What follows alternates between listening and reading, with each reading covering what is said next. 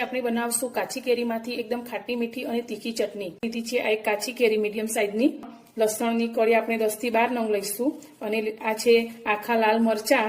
આ લાલ મરચા લીધા છે તેને આ રીતે વાટકીમાં ટુકડા કરી અને 10 મિનિટ પાણીમાં પલાળીને મૂકશું। કેરીને છોલી અને આ રીતે ટુકડા કરી લીધા છે। હવે આપણે ખાંડણી લઈશું। તો પહેલા મેં આ કાચા મેથીના દાણા લીધા છે અને આ રીતે વાટી લીધા છે। હવે 1 ચમચી મેં જીરું લીધું છે, તેના માટે મેં આ અડધી ચમચી મીઠું લીધું છે। હવે આપણે જે કાચી કેરીને કાપીને રાખી છે તે અંદર લઈ લઈશું। જેવું તે આ લસણ અંદર લઈ લઈશું।